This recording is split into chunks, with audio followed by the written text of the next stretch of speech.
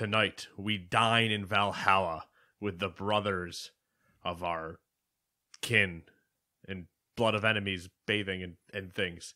Assassin's Creed Valhalla got announced. Anyway, this week, Matt, what are we doing? This is the Gamers 2 podcast for the week of May 1st, 2020. It's gonna be May. We're already there. That works. Yeah, it's May. April showers brings May flowers. Maybe. I put down so much grass seed, man. If I don't get some grass soon, I'm going to be pissed. Pissed. I was debating doing lawn things.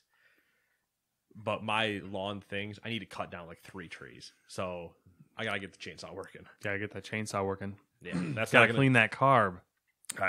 I'm not looking forward to it, but I got to do it.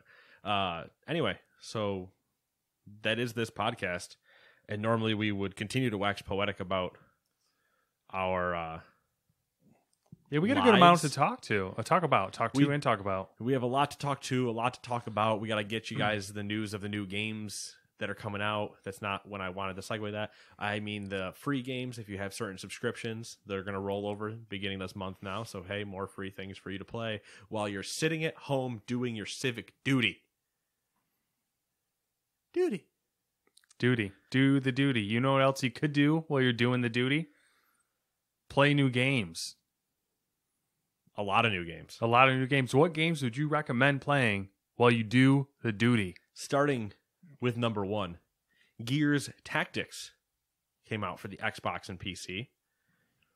Moving Out came out for Xbox and Switch. Moving Out, fun game about moving out. Who'd have thought? Who'd have thought?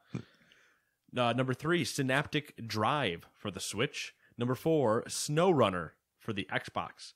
There's also a SnowRunner premium version. That's all I'm saying.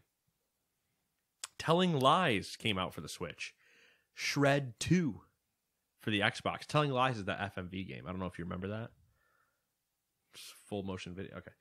Bubble for the Switch. Call of Duty Modern Warfare 2 Campaign Remastered for the Xbox. I don't know why they keep remastering these things. Because people pay for them. That's a fair point.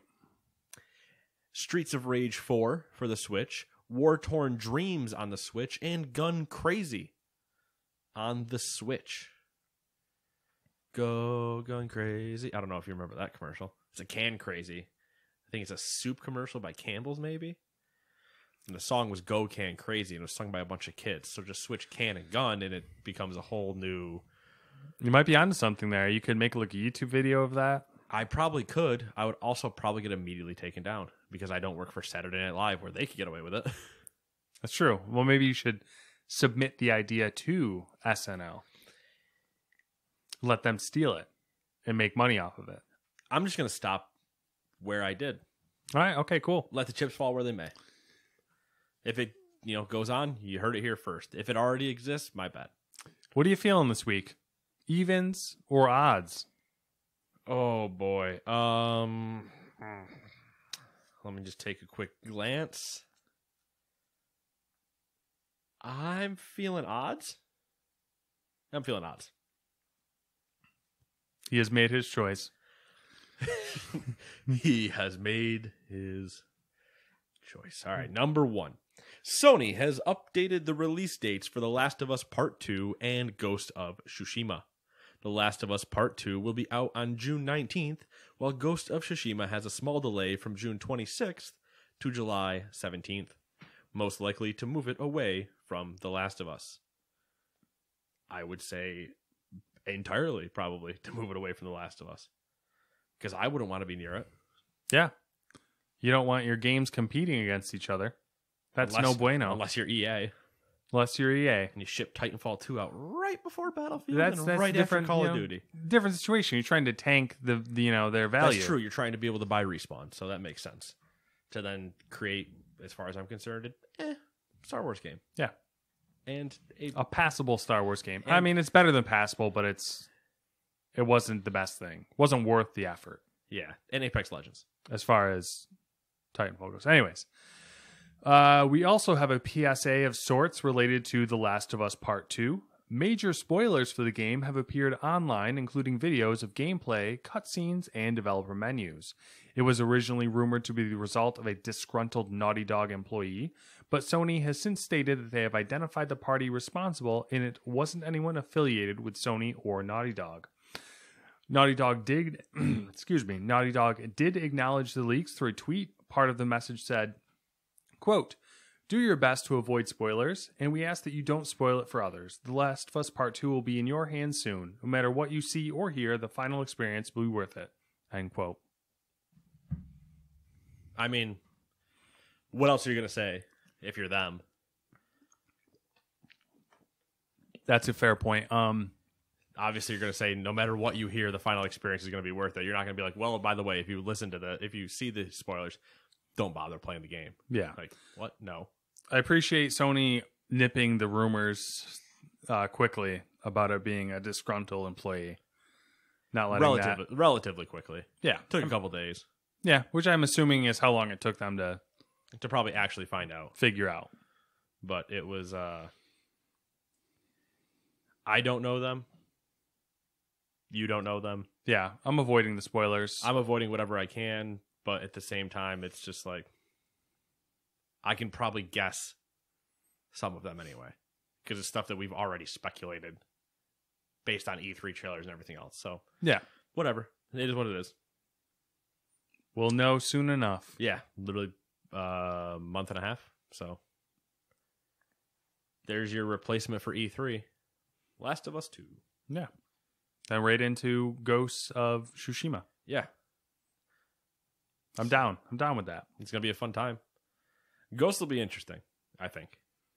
Yeah. I mean, clearly I'm excited especially coming right off of, it'll be a weird pivot, I think, for people if they're playing both. For sure. And interesting in the way that they, when they release side by side like that of similar, AAA status, naturally they're probably going to be compared to each other. So of course they will, but they're two entirely different games. Totally different. But as the cookie crumbles, they will be compared.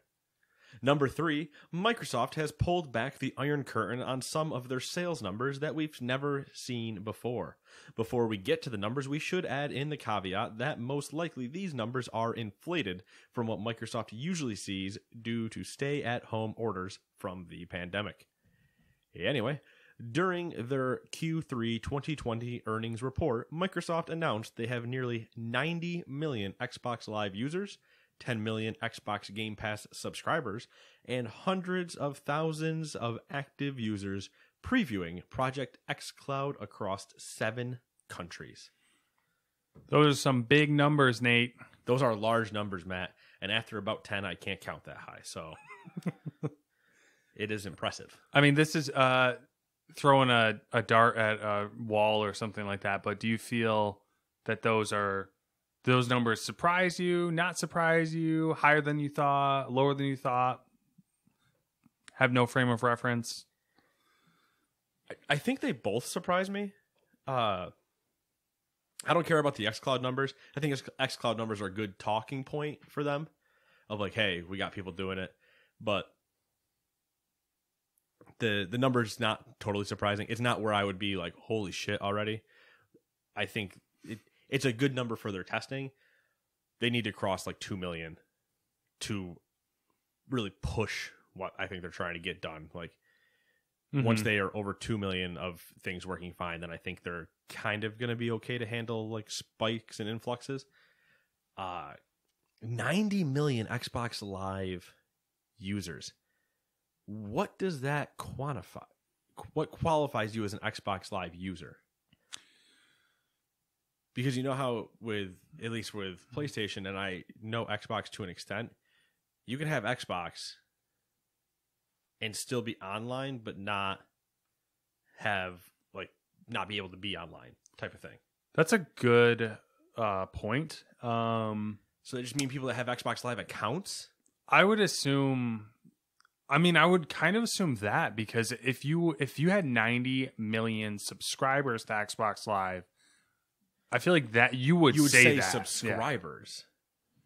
So you have 90 million Xbox Live accounts is how I read that. I might be wrong, but that's how I read that. Mm-hmm.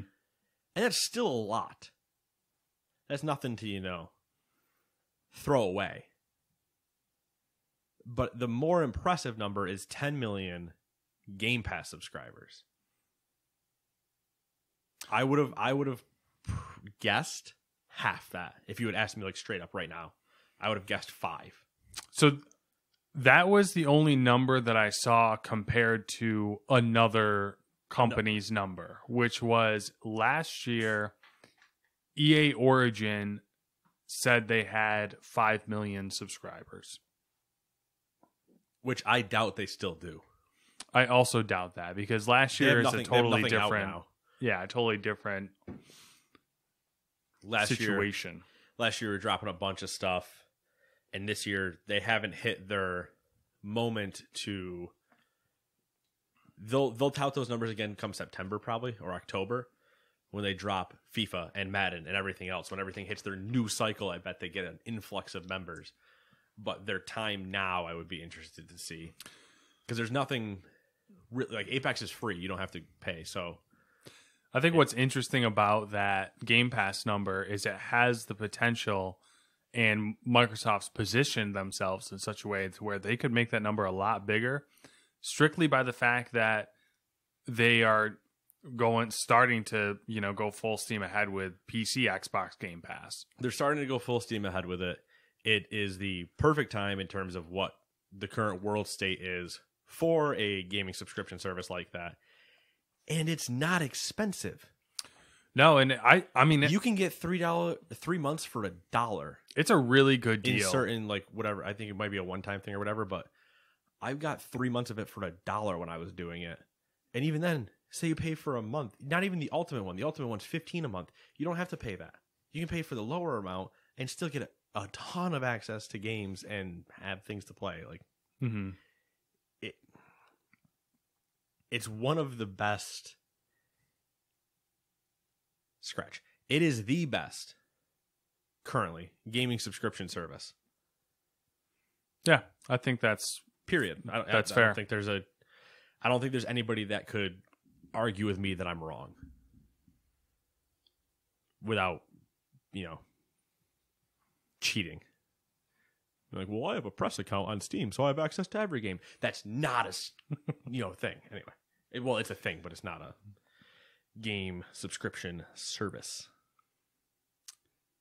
And across two things, like you said, across PC and console. Mm-hmm. Yeah, and I think they could stand to gain a lot of subscribers. That number on PC. could double. Oh yeah, easily. I think it could easily double. Yeah. And with the more that they keep bringing to PC, not their titles alone are one thing because they're going to be bringing all those anyway. But the amount that they can also just bring with it, with their power, number could easily double. There's no, especially if you look at it by the numbers game, like as far as money spent. If you're a PC gamer and you want an Xbox first party game, you literally have no reason to buy it. You're better off subscribing. Right. Doing that. What we do with Forza every time. Yeah. Hey, cool. New Forza Horizon's out. Boom. All right, let's pay for 2 months. At most, it'll cost us $30. And if you're paying for the high tier, you're probably getting the higher version of Forza anyway with more DLC and stuff. $30 and you're done, and you had Forza, and oh heaven forbid you saw another game during that time you wanted to play because you probably didn't play Forza for 2 full months. You can play things in between. So it's technically it's not a streaming service. So I think I keep saying that wrong. Gaming subscription service. Mm-hmm. It's great. Speaking of Microsoft, a tweet from the official Xbox account announced that Microsoft will offer a first glimpse at gameplay on the next-gen Xbox Series X console during its May 7th Inside Xbox showcase. Xbox Games Marketing General Manager Aaron Greenberg added in a separate tweet that internal Xbox Game Studios had planned for this summer that doesn't sound right. Tweet that internal Xbox Game Studios had plans for this summer, indicating that this showcase will likely be focused on third-party developers. Good old ID at Xbox or some indie thing potentially. Mm-hmm. Not necessarily ID because that's usually more geared towards the indies. But yeah, like you said, it'll be interesting, especially with what we'll talk about in a couple. In a couple. Yeah. I knew it's coming up, but yeah. I constantly, I don't have, as far as our podcast structure goes. Oh boy, don't let's discuss have our structure. A set order of things, but I generally just order things in a way that it naturally creates itself. Right. In this week, we go through the main console, we go through our Sony, our Microsoft, our Nintendo news, and then we're like, oh, third-party stuff. Like, that seems to be the structure that it takes. I'm gonna ask if you want to skip the next story after I read mine, but we'll see. Going into number 5. Nintendo will reportedly not hold a Nintendo Direct in June this year during the month that it normally might have one as a presentation for E3. As reported by GamesBeat and corroborated by Video Games Chronicle, the postponement of the company's regular June presentation, which it has held every year since it transitioned from E3 live shows in 2013, is due to complications related to COVID-19 necessitating remote working at the company. There were way too many commas in that sentence, and holy shit was it a run-on. The Direct, originally planned for June, was reportedly intended to be themed around Mario, and would have included the reveal of the rumored Super Mario remasters on the Nintendo Switch. Even with the not sanctions, but with the conditions of things being happening, it is interesting to see Nintendo, who has done Directs forever, not be able to do one. Yeah. Even with all the situation. It's like, I would have thought that it already had been filmed, or it could have still been remotely done. But I'm not like, oh no, what are we going to do? If they still want to release anything, they'll still just make the press release about it. Whether it's a blog post or some type of thing, or Doug Bowser just tweeting out something and being like, hey, it's here, woo. But it is interesting for what I thought was the company most likely to still be able to do that, say they aren't. So E3 being kaput, I would assume. I'm not surprised by this because out of all of the video game companies, Nintendo seems the most likely to me to just be like, to just say fuck it. Like if there's any complication at all, I feel like they have no qualms about not doing something because they have such like a carefree, they're they do everything in a very carefree fashion, and they have such a loyal fan base. And in theory, they don't need it. Yeah, they don't, because whenever they do announce it, everybody will still just be all over it. Mm-hmm. Let's see. Did you want to skip? I'm wondering if you want to. I don't care, man. That could be a hell of a conversation, and I don't know if we have much to say about the other ones. We'll skip it. Okay, so just so everybody's curious, if you really want to just skip past everything else we're saying, I'm skipping the Valhalla conversation for later because we'll be here for too long while I complain. So yeah, the rest of the stuff will be quick. Yeah, we'll move. Jeff Keighley has unveiled the Summer Game Fest, a 4-month-long, quote, all-digital consumer celebration, end quote, of video games featuring breaking news, in-game events, and free playable content. At present, 2K, Activision, Bandai Namco, Bethesda, Blizzard, Bungie, CD Projekt Red, Digital Extremes, EA, Microsoft, Sony, Square Enix, Private Division, Riot Games, Steam, and Warner Bros. Are confirmed to be involved, and the official announcement says additional publishers will be revealed in the coming weeks. Programming, including publisher-specific events, will be streamed via Facebook, Mixer, Twitch, Twitter, and YouTube, with details set to be shared by individual publishers at a later date. Additionally, playable demos and game trials will be available for a limited time on PC, Xbox, and, quote, other platforms. And some of these will appear as part of Valve's previously announced Steam Game Festival Summer Edition, which runs from the 9th to the 14th of June. Interesting. Getting a lot of those. It's interesting that it's this month-long multiple month long event.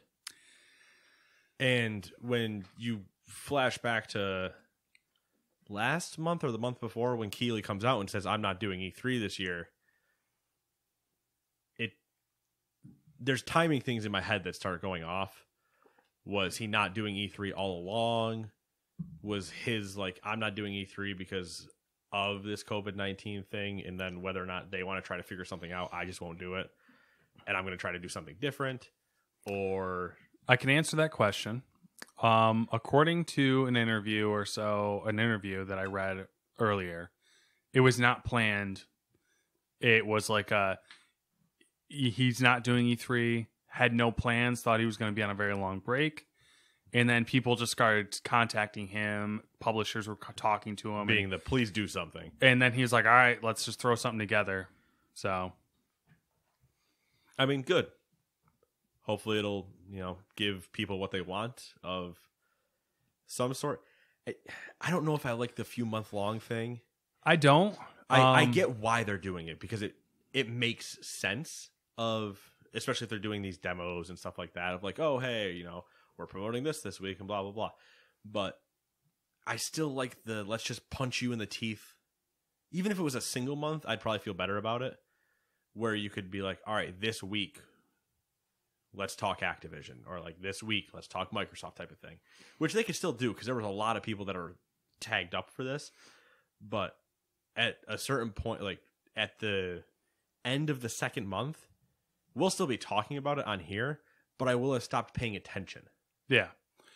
I think. One of my issues with it, which we're actually gonna cover another one of these events in the next news article, is we're getting to the point where there's a lot of these events. So yeah. It's just a lot. Number 8. GameSpot has announced that it will hold a digital E3 alternative event this summer in partnership with major publishers to raise money for the COVID-19 charity Direct Relief. Play for All will begin in early June and take place across several weeks of live-streamed programming on GameSpot, Giant Bomb, and Metacritic channels. GameSpot has already secured partnerships with 2K Games, CD Projekt Red, Deep Silver, Amazon Games, Bethesda, Devolver Digital, Google Stadia, Larian Studios, Mythical Games, Bandai Namco, Perfect World Entertainment, Sega, and Square Enix. Gaming personalities such as Kind of Funny's Greg Miller and NoClip's Danny O'Dwyer will participate while viewers will be encouraged to donate to Direct Relief through GameSpot's team page. How many of these are we going to get? Who's next? I'm curious if we're going to get to a situation where all of these events are rehashing the same content over and over again. Right. So Jeff Keighley does a Bandai Namco thing. Then 2 weeks later, Bandai Namco's featured in the GameStop one, and we're all like, we've already seen this. Yeah, that's what I'm worried about. Like, I would almost be happier if they trickle-fed everything across all the events than if they just rehash the same content over and over again. Or even if they didn't trickle feed it, but the teams themselves, like, say it is I don't know why I'm focusing on Bandai Namco, but say it's Bandai Namco. They go, okay, we're going to give you guys the information this week. We gave it to both of you. Whatever you do with it, you do with it. Yeah. But we're both putting it out there at the same time. Mm-hmm. Certain games won't have a problem with releasing a ton of content like that. Like Cyberpunk, for example, could... Well, anything for those, I mean, like anything that's in the to be coming category where they could all just drop a trailer or a vertical slice all at the same time. Yeah. Or game updates. But anything that's doing like a demo, yeah, then you're running into like weird scenarios. For sure. Or things that are, already out. And I'm trying to drop news during that. It could get weird. Yeah. Like, Bungie would be fine with dropping an in-game event or something because they've just done it forever now, but it'll be interesting. Yeah. It'll be interesting to see how it plays out. When you get confused, come listen to us and we'll confuse you more. 2K has announced an arcade-style WWE game called WWE 2K Battlegrounds. A battle royale? The game is a brawler by World War Z and NBA 2K Playgrounds developer Saber Interactive, and it's out autumn 2020. It features stylized depictions of famous wrestlers with outlandish moves and environments. 2K had also addressed concerns about the future of its Sim series. In an open letter to fans, 2K outlined the actions they're taking to ensure a quality game next year. One of those being a new executive producer named Patrick Gilmore, who comes from Amazon Games. The letter is pretty long. If you actually are interested in WWE games, go read it, I guess. I'm not. I don't think Nate is, so it's not in I here. enjoy the joke, but I don't take them seriously, so I'm not concerned. Yeah. I don't know if I like the name Battlegrounds. I don't know, dude. Because I think there's probably decent WWE names like for types of matches that they could have used. Wasn't there like WWE All-Stars? Was that one of them? All Stars was the old arcade style one. Yeah. Where you could be old wrestlers. I was constantly Ultimate Warrior because I wanted the entrance. Sprint to the ring, shake the rope. If I was from parts unknown. But the whole... hey, what? The whole appeal of the Sim one is because you can do the current storyline and you go through that type of thing. The arcade ones are still a lot of fun, but something about Battlegrounds, I just wish it was like that Royal name, Rumble or something. That name has been sullied. It is sullied. Where I don't know, just give it a better WWE 2K Bedlam, 2K Shitstorm. I don't know. Just give it something better. I don't know if Shitstorm's better, but you know what I mean. Number 10, Gearbox is working on a TV series based on tactical shooter series Brothers in Arms. The first season is planned to be inspired by real events occurring during World War II, focusing on 8 men rescuing their colonel after a rehearsal mission for D-Day goes awry. Okay? Yeah, I don't know. Why is Gearbox working on that? Gearbox is like Just trying to do the Ubisoft thing. Ubisoft isn't doing the Ubisoft thing. That's why this is in here, okay? This is in here mainly to prove a point that isn't proven yet, but I think will be proven, which is stay in your lane. Interesting point. Because we've only said that for 3 years. All these I screamed about it last week or 2 weeks ago during the TV thing. I didn't go into the specifics, but the producers and stuff are part of the game piece. It's the game side. Like the people being the producers are also like the people who work on the games. Okay. Like what's his name there? Randy Pitchford? Yep. Pickford. And I threw it on here, just to keep an eye on it. Oh, we'll keep an eye on it. Do you want to play the game of which one comes out first? I don't know if anyone would ever win. There might never be a winner. Somebody can get it could be a death pool. Which one gets officially canceled first? Last man standing. Yeah. Top tennis players, including Serena and Venus Williams, Mara Sharapova. Oh, come on. Maria Sharapova? Yes. I know, I fucked that up. Mara. And Naomi Osaka will compete in a live-streamed Mario Tennis Aces doubles tournament this weekend. The players will be paired with other celebrities and athletes, including Carly Kloss, Steve Aoki, and is it Gigi or Gigi? I believe it's Steve Aoki and Gigi Hadid. I said Steve Aoki. Okay. Say it again. Gigi. Gigi. Gigi Hadid. Yeah. One of those people. And sorry, when I do the Aoki, I emphasize the A. Oh, okay. That's me. I don't know if I'm right or wrong. Oh, whatever. It doesn't matter. In a tournament that's meant to offer a fun alternative to the pro sports that have gone missing due to the pandemic. The tournament is being called the Stay at Home Slam, and it'll stream on Facebook Gaming. It should have been considered a Grand Slam or a Lumberjack Slam. Oh, and or any other Denny's reference. McEnroy and iJustine are commentary. McEnroe? John McEnroe? Yeah, McEnroe. I hope he goes crazy. He hasn't in a long time, but Crazy John McEnroe is some quality time. It's an interesting combination of people. It makes sense for putting a tennis pro on and then also giving them iJustine of somebody that knows the game side. Yeah. So they get to have the serious fun with it. And I think it's... What does it say about tennis video games that they're choosing to play Super Mario Aces and not... Is there a tennis video game they could play? Yes. But it's not EA. It's similar to, you know how there's that golf one, that Golf World Tour, the PGA like World Tour Golf or whatever, but that's not, EA doesn't have the license. It's like a license for the PGA.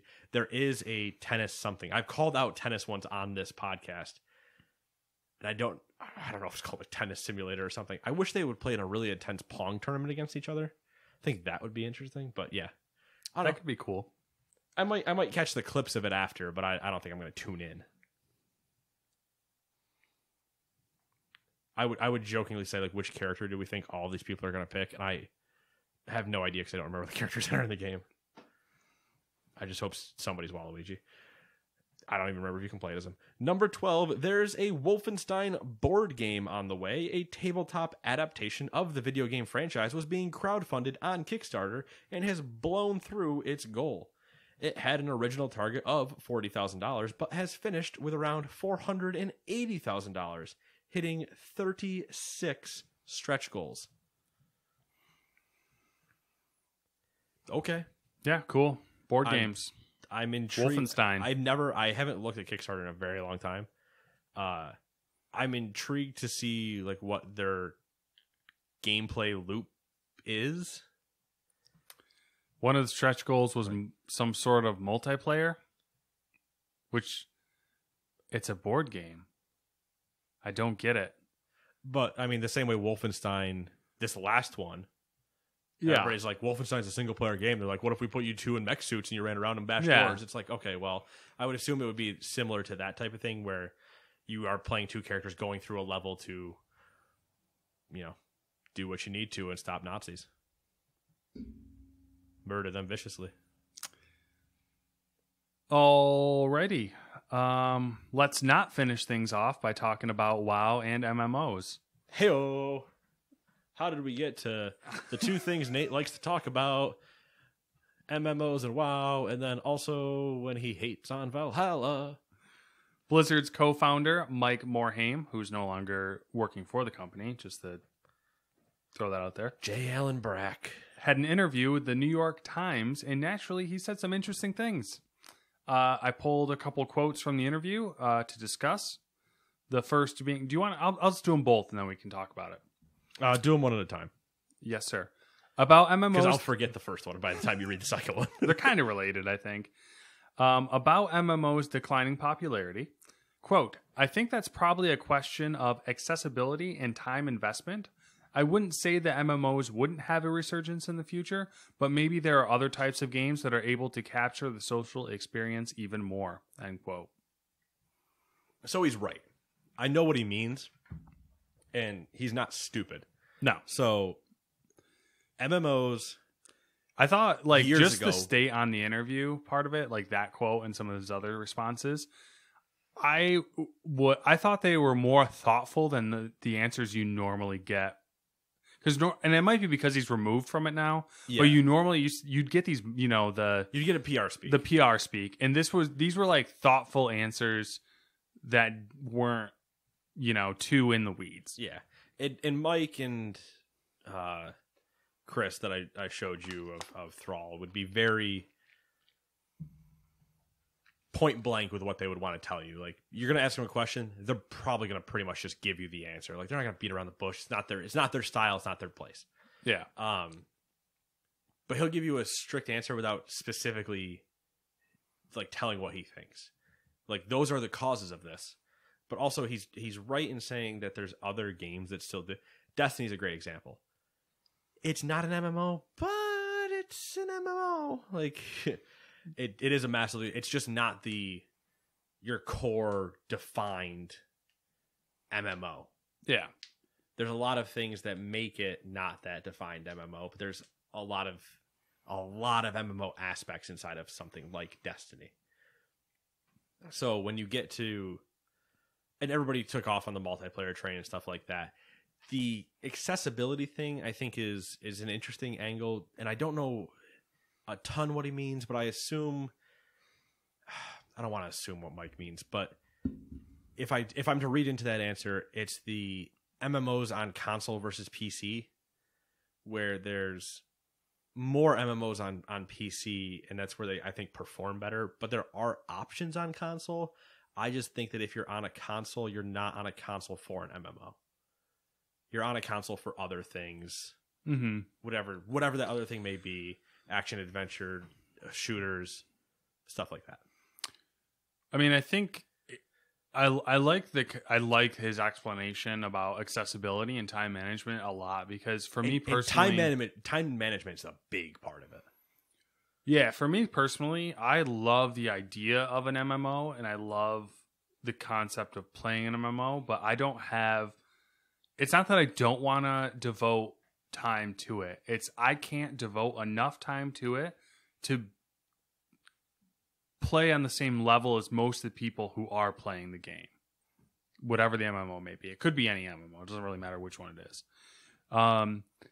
And the accessibility part of it too is like, you know, they use the example in the interview about it's difficult to get 8 people together to raid, and we'll probably touch on that in the next quote as well. But like, no one's really figured that out yet to where you can get that MMO experience, but also avoid that social issue, other than doing your traditional group find stuff. Yeah, it's the social aspect of is the hard part of it. I'll read the next quote, okay, and then we'll continue because it's relevant. Quote, I would also just observe that as World of Warcraft evolved over the years, it actually kind of became less social because in an effort to achieve more accessibility, we kind of removed some of the reasons why you needed to play with the same group of people over and over, end quote. And when he says that, it's not even just the same group of people over and over. It's a group of people over and over. Things got easier, got much... Their accessibility options that they added, like, which I would assume he's discussing in terms of like Group Finder and Raid Finder, and things being easier to be soloable or killable and stuff like that, or killable with a smaller group of people and stuff, are what he's talking about. And I think they're great additions to the game because they do allow you to not have to... You can just log into WoW and play WoW and never have to worry about me being on.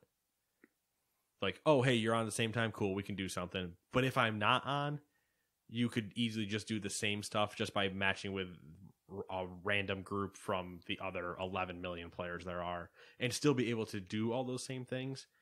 But the true social aspect of it has dwindled. Look, if you go into Classic right now, Classic is a bunch of people all playing together same times, doing raids as a guild and stuff like that. And there's a lot more interaction of, hey, do you have this? Cool, blah, blah, blah, blah, blah. Where in retail, it's, I don't need you. I can take care of myself. I'm here to either hang out with you guys or help or, you know, whatever. But you honestly don't need anybody in retail.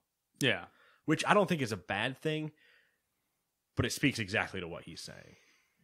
Mm-hmm. And back to his comment in the beginning of a resurgence in the future, I think there's a chance because we always will just kind of run in circles around certain things. But MMOs 7 years ago, 6 years ago, hit a breaking point of a bubble. And that thing burst.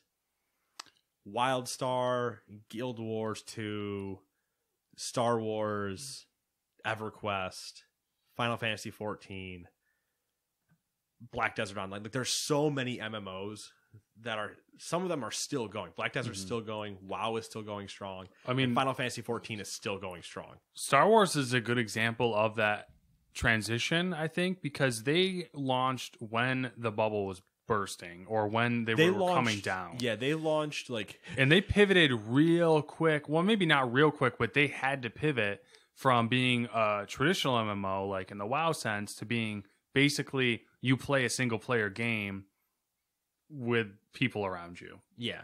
They pivoted to the more akin to like a retail WoW situation. And everybody that survived, I think, kind of all made that pivot. I don't play Final Fantasy, but knowing a couple of people that do, it sounds like they made that pivot as well, where everything is now, for the most part, like obtainable without a core group of people or whatever, at least to some extent. Yeah. Getting like higher level stuff might still require you to do the social aspect, but then when you're looking for those type of people, you're more likely to actually find them. And the same type of like-minded people that are trying to achieve those goals. But I mean, I don't know what Guild Wars numbers are, but WoW and Final Fantasy are the two biggest MMOs. I think I can say that safely, with Black Desert and Star Wars right behind them. And I say right behind them, that gap might be 6 million people, but I'm not positive. But they're there. Yeah. And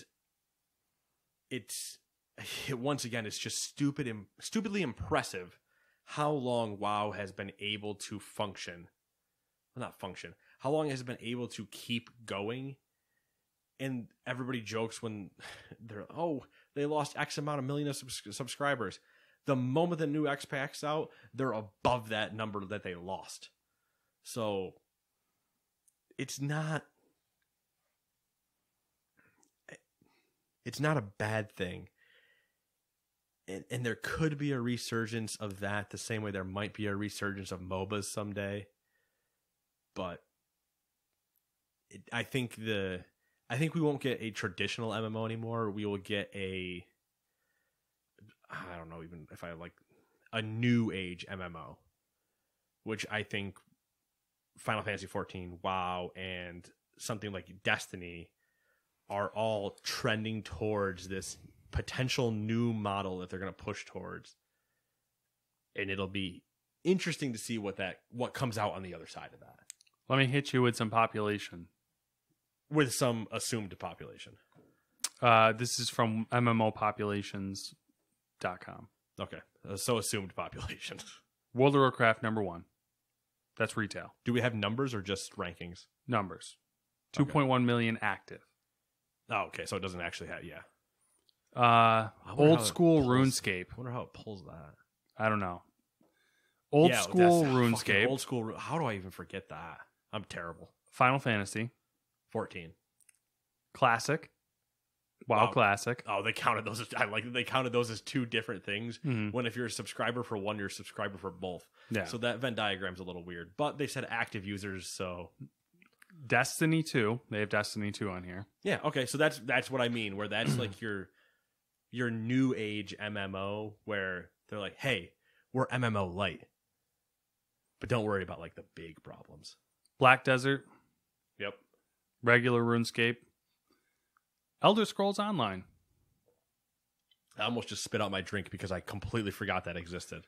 I'm sorry, Elder Scrolls fans. I forget you exist, and I disrespected you.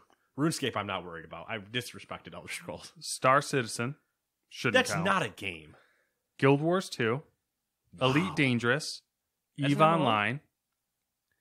I guess I forget that. Is Elite Dangerous? I've never played Elite Dangerous, so... Kind of. It's like EVE, kind of. I like EVE Online. I mean, EVE is spreadsheet simulator. Roblox. I love that. That's great. Their definition of MMO is really loose. Maple Story, which I have no idea what that is. Oh, it's Asian as hell. I've tried playing Maple Story too, but my game kept crashing because it's a free MMO on Steam, I think. And I tried playing it because I was just like, okay, everybody's playing this. Let's just see what's up. And it just kept crashing and I couldn't play. So I was like, all right, well, never mind. How far down is Star Wars? I was completely wrong. That's terrible. Star Wars got to be way down. It was next. It was Star Wars The Old Republic. Okay. There's another Star Wars game that's on this list. Galaxies? It kind of made a comeback because of the servers. It goes on for a little bit though. I mean, we won't have to keep going. They have World of Tanks on here as an MMO. That's is PUBG and MMO. I don't know.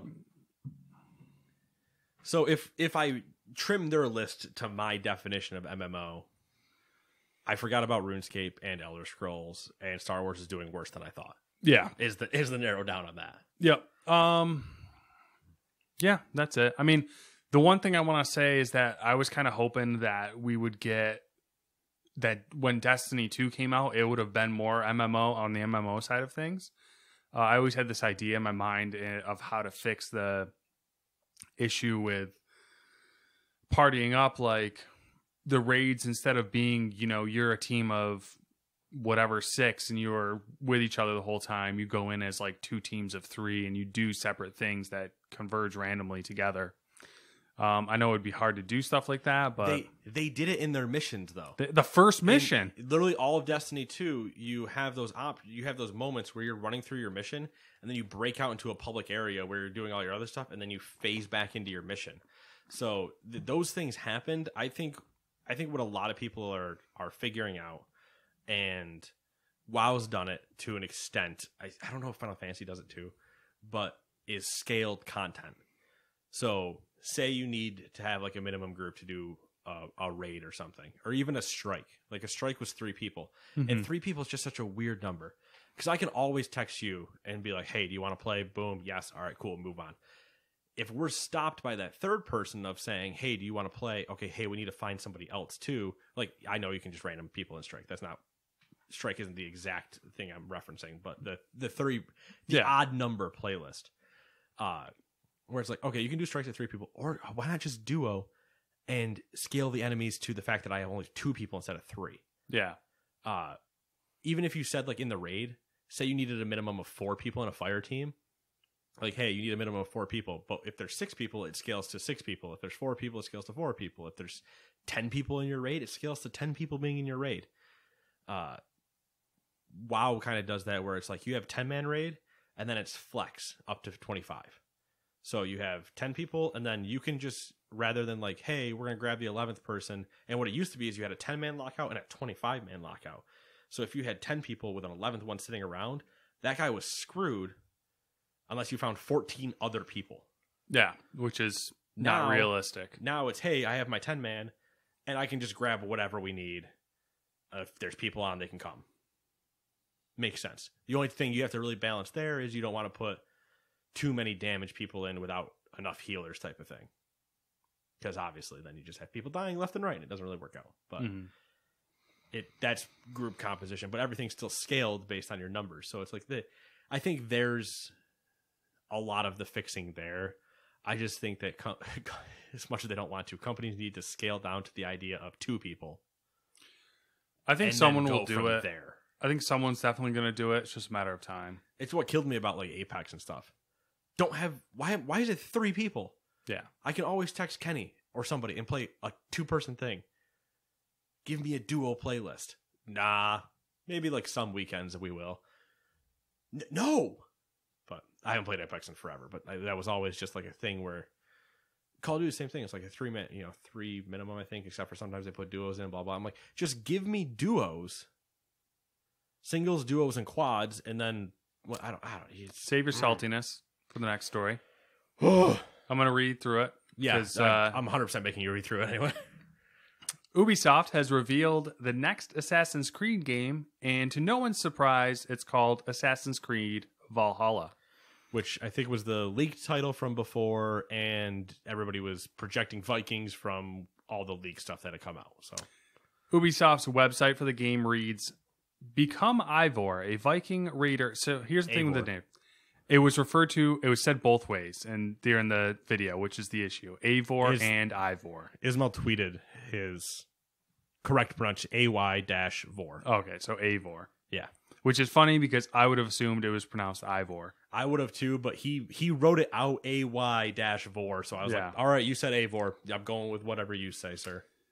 Become Eivor, a Viking raider raised to be a fearless warrior, and lead your clan from icy desolation in Norway to a new home amid the lush farmlands of 9th century England.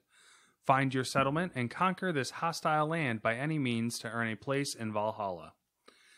Ubisoft seems to be doubling down on the RPG elements of the game, of the most recent games. Stop. Go ahead. Find your settlement and conquer this hostile land by any means to earn a place in Valhalla. By any means, except for killing women and children. As evidenced by the trailer where you stop to not murder them. Yeah. It's like, by any means, kind of. It's going to be like a... By any means, asterisks. There's like all these weird like Civ style... like they're alluding, you know, like, oh, you're gonna make pacts and have conversations and be diplomatic. And yeah, as a Viking, I'm gonna run around and declare my friendship with this other nation, just so that way in 3 turns when I launch my cannons at your city, it doesn't look so bad. All right, so here's some of the tidbits. They say that every choice you make in combat and conversation will have consequences. I don't know what that means in the first part. So in conversations, obviously I understand. We're picking back up on the last 2 games where conversation choices were a thing, and you could almost see direct effects. Sometimes based on what you would pick, it would tell you it before you picked it, and then other times, like, yes, you're clearly saying yes or no to certain things. Obviously that changes the game. I assume combat decisions are good old thumbs up, thumbs down, where you either let that guy live or you killed him. And those are your things. Not like, hey, I threw my axe randomly, and then I picked up a sword, and now it's the butterfly effect of Until Dawn and everything has changed. I'm wondering if you like there's more choice with like who you fight when you know, like I'm going to fight this person versus I'm going to talk to them and try to come to an understanding. And I would assume, because based on the trailer we saw, right, with Big Bad Boy. Yeah. If you haven't watched the trailer, go watch the trailer, then come back to listen to me yell. If you haven't, if you're fighting Big Bad Boy, I assume, once again, not the only one. And if they do the bullshit from Odyssey again, where they're like, hey, can you imagine if that guy you saw in the beginning had 37 lieutenants underneath him, and you have to kill every single one individually, and you have to hunt them down? But guess what? You might be able to turn them into Vikings and recruit them to you. And I'm like, oh, God, please stop. Stop right now. But that could easily be you get to choose and, try to end this diplomatically after you've already beaten the hell out of him and he's on the ground. Well, what do you want to do? There'll be large-scale battles and also raiding, and they're 2 totally different things. So they're 2 totally different things. The large-scale battles, I assume, are similar to what you saw in Odyssey, where you could fight on Athens or Sparta's side type of thing, and there was the whole battle, and you had to go... That's what I'm assuming. They mentioned fortresses, and I kind of got the feeling that the large-scale battles were going to be one of those, like, region things where, like, to occupy that region and have a settlement, perhaps you needed to do a large-scale battle. Yeah, you need to, like, probably build up X amount of resources to then sway the percentage that you have a chance bar to your side. Then you get the ability to go raid that place, and the higher that bar is, the easier it is for you to succeed. The amount of like captains or lieutenants you have to kill is probably lower, and blah blah blah.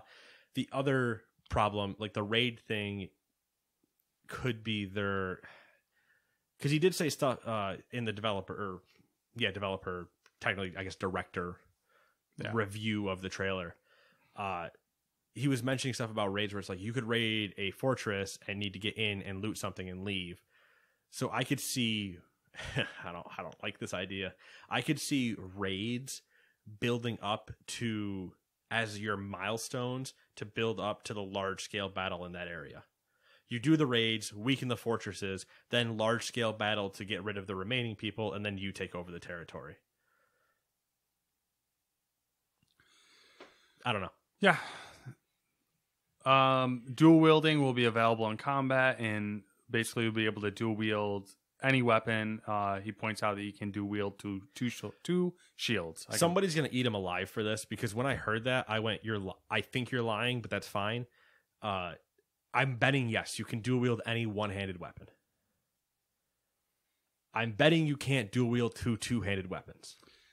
So I'm curious on this because there was some art, and I'm assuming it was concept art. So concept art. Yeah. Asterisks. And it was basically the customization available.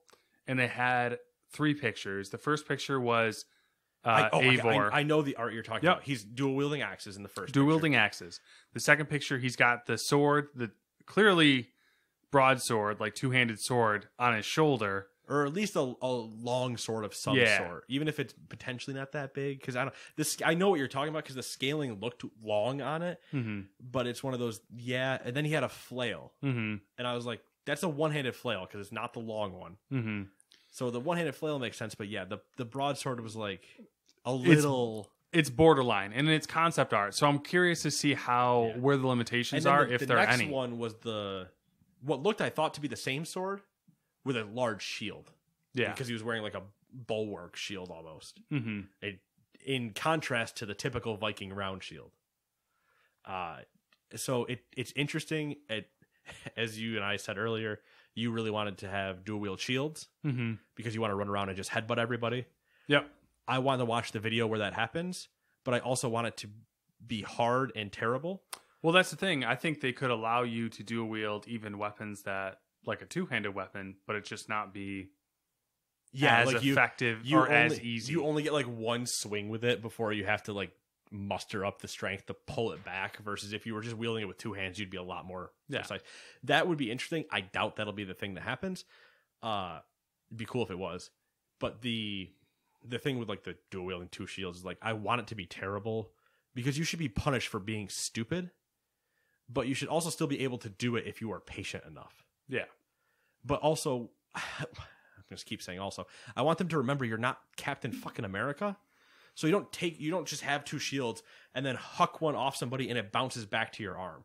Like if you throw your shield, it's gone until you go retrieve it. And now you're a man with one shield in the middle of the battlefield going, do I throw this one too? At the same time, I could totally see a Viking beating a dude to death with a shield. I could see it happening. It's like, because I can see, I don't know. It's mostly I want them to be careful with the Captain America idea because everybody's going to want to do that if they can do it. But I'm fine with you throwing. If you throw a axe and it comes back to you, where it's a God of War game. If you throw an axe and it comes back to you, it's God of War or Mjolnir's your hatchet. But the thing with the shield, like, okay, so you take one, right? And you kind of swing your arm out wide and it goes and just like downs a guy type of thing, but it doesn't kill him. The only way you should be able to retrieve said shield is to run over and have to take an animation of picking it up. And in that time, if you want to run over with your other shield and beat the shit out of the guy that you just knocked, totally fine with that. You just take the edge of the shield and ram it into his skull or neck or whatever, and then take the time to pick up the other shield and go, I'm doing this again, and do it that way, totally fine with that. But at the same time, like if you try to take on the big guy from the trailer with two shields, he should roast you. Yeah, I think that's fair. There's settlements. Quote, customize your settlement by building upgradable structures. Unlock new features and quests by constructing a barracks, a blacksmith, a tattoo parlor, and much more. End quote. All right. So in the settlement thing, I don't hate the concept as it states there.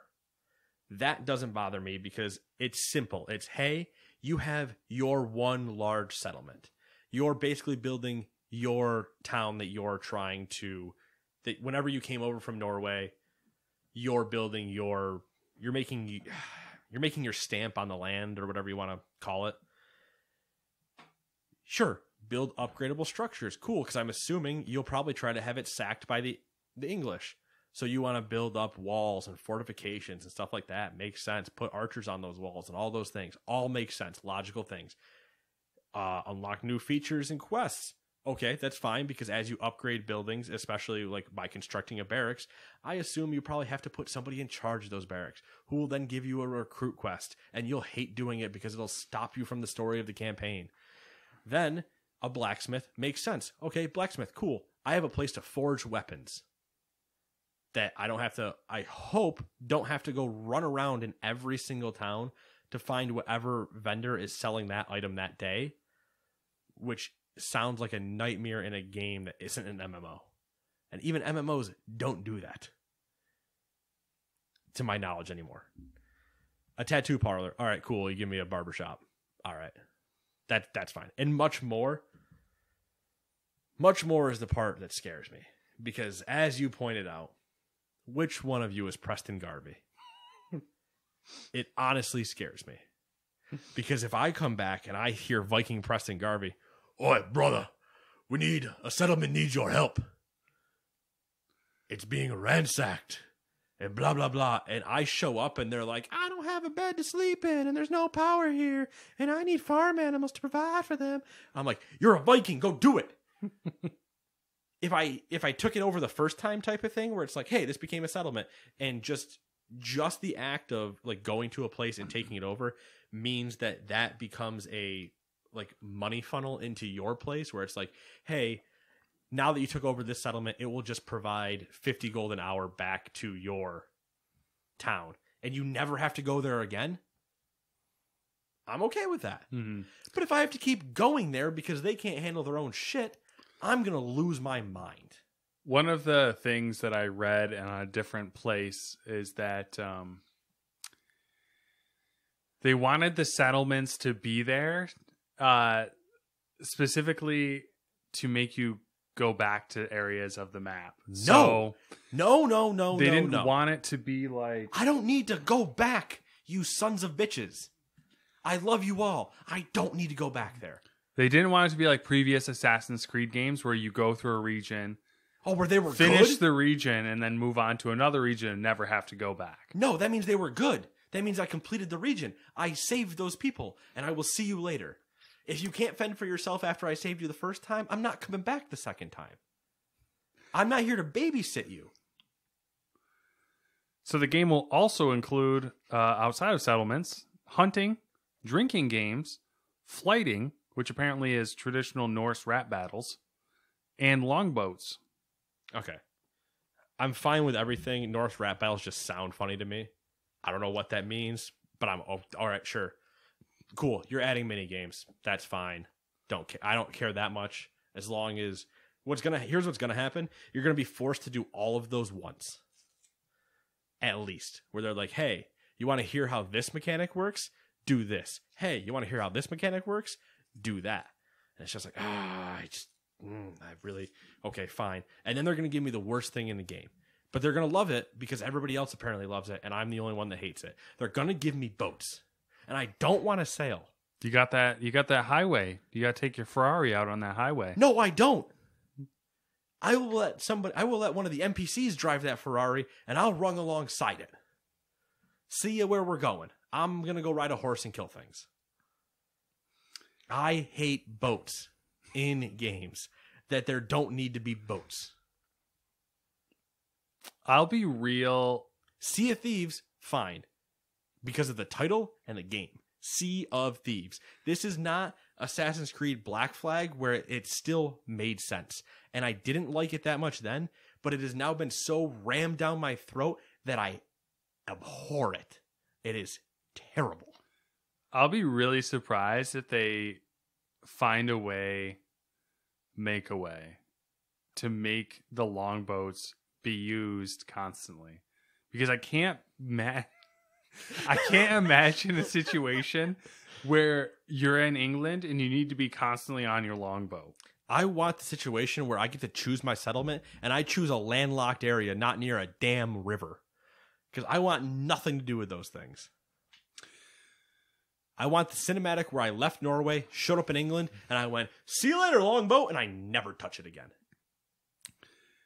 And last, gameplay footage will be shown next week, which perhaps it'll be at the Inside Xbox event.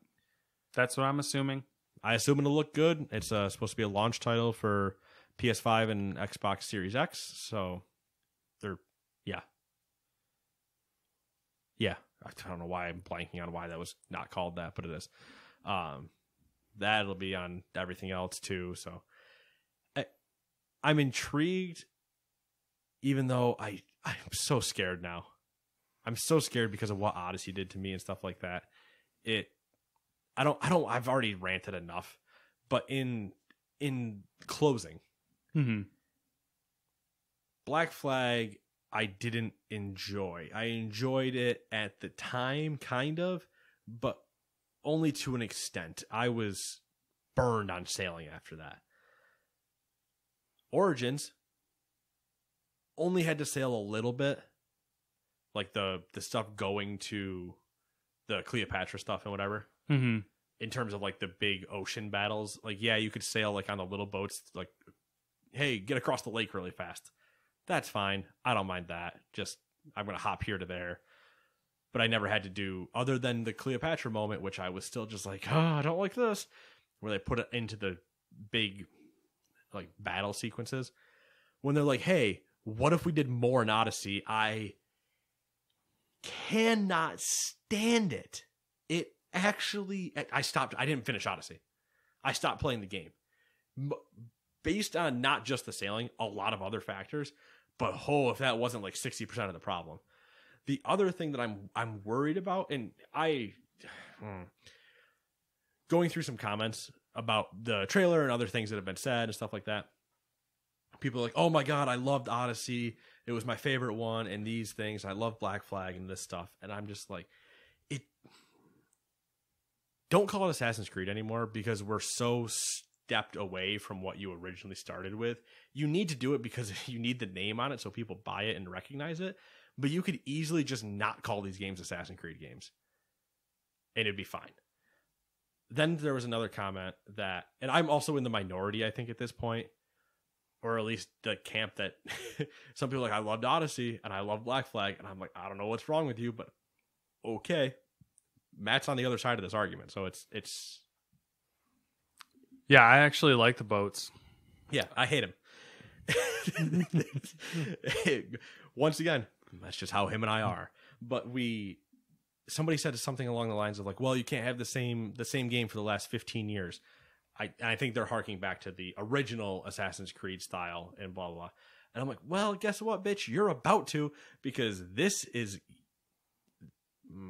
technically what, 4 years, I think, for this one to become Origins and this, or Origins Odyssey, this 5 years maybe. So it's like, it's not stopping. You're only just in the beginning when you haven't realized that it's the same thing over and over again. And I don't dislike that as a true like overarching thing. Like they're good games. I just hate very clear mechanics in them. I'd hate them. The other thing that I am slightly worried about, and this goes to a conversation we had earlier where a lot of people were like, I want to let Kojima go full Kojima and go crazy. And then we got Death Stranding. Everybody went, what the hell is happening? And we're like, you let Kojima out of his box. There's nobody to rein him in anymore and be like, this doesn't make sense. Just Ubisoft's out of their box now. There is no like, hey, let's keep Assassin's Creed like neat and tidy. It is now, hey, let's open this bitch up and just put everything in it. And it scares me because it's only going to they're just going to keep trying to go bigger and bigger and bigger. And it's just going to get worse and worse and worse. And I'm just like, no. If they just tidied everything up and put it in a nice little thing with a bow on top, I'd probably be all for it. But Odyssey had that problem of like, hey, let's tell you this story about Alexios and who did I play as? Cassandra. Like, I want to say Alexa, and I was like, that's not right. Cassandra, like, okay, 2 characters, storyline, that stuff. Hey, do you want to waste your time on this island doing 18,000 quests that you need to do because you need to level up, but also mean nothing? No. Actually, no, I don't. Believe it or not, no. I don't want to waste my time here. Oh, but you need to because you're not strong enough to go fight the next thing. So, like, pick up that pot and move it over there for that guy. And I'm like, no! I am a badass warrior. No. So there's just a lot of things where I wish they would scale back to an extent and just keep everything neat and tidy and present just a really solid punch. And instead, they're hitting you with a flurry of punches and hoping one lands. And I don't know. It just doesn't. I'm still going to want to get it. I'm still going to be excited to play it. No, not excited to play it. Well, I wouldn't say that. I mean, things might change. I'm still going to get it. I'm not excited to play it. I'm excited for the idea of Vikings and Norse and stuff like that. That the lore and setting excite me. But knowing that I think we agree they're doubling down on Odyssey things doesn't make me excited. for the reasons that I disliked Odyssey and the potential Fallout 4 with the settlements. That is Viking Preston Garvey is going to be terrible, and I guarantee. Do I want to guarantee it? I guarantee there is a Kratos reference, even though it's the wrong mythology. I bet somewhere there is a town where you see a large man and a small child, and all you hear is "boy." I think they'll have an axe in game. They could have the axe. They could have just something called like the Leviathan, and then just leave it at that. They could definitely have either that or one of like either a rare mob, or because remember how you could go down and like get Poseidon's trident and stuff like that for an odd. There could just be a moment like that where it's like you could go get the Leviathan axe, but you have to fight Kratos for it, type of thing. So they could do something along those lines, and I could definitely see it. It would be a cool little like nod, but it's nothing that's not going to make or break a game for me. All right, well, we'll probably talk about it more next week after we watch gameplay of it. So we'll probably talk about it a little bit more because it won't, unless they like really break things down. There might not be much more to say about it. Faux shizzle. Faux shizzle indeed. Let's talk some deals. Where I want you to press that link, Matthew. But if you have PlayStation Plus for the month of May, you're going to get City Skylines and Farming Simulator 19. You want to build a city? You want to build a farm? Do both. PlayStation Plus. You're welcome. You're welcome for the ad read. Xbox Games with Gold. You get V Rally 4 available from May 1st to the 31st on Xbox One. Warhammer 40,000 Inquisitor Martyr available May 16th to June 15th on Xbox One.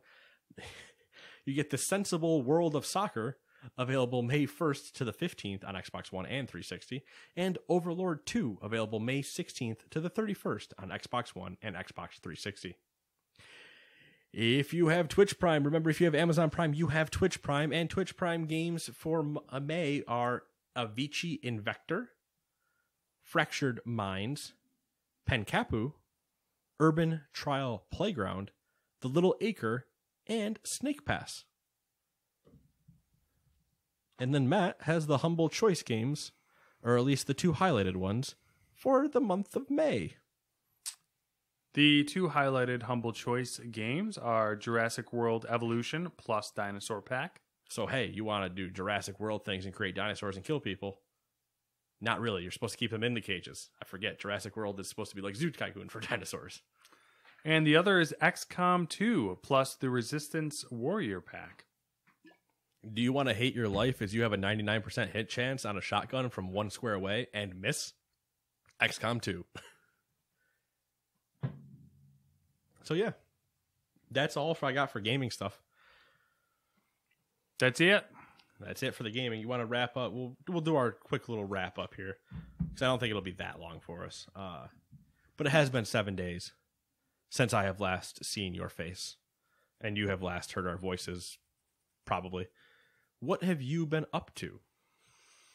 The huge. So, just keeping up with the anime. Tower of God seems to be the one. Tower of God seems to be the one that's the big one this season for anime.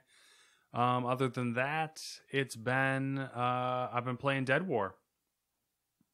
Lots of Dead War for no reason other than killing time, getting those platinum skins. I mean, you've played more than I have now.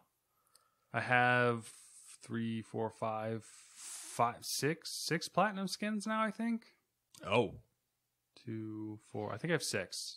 Maybe 5. I don't know. Two of each weapon type? Rifle, secondary, and pistol? Or I think I have 5 because I have 2 pistol, 2 secondary, and 1 rifle. Okay.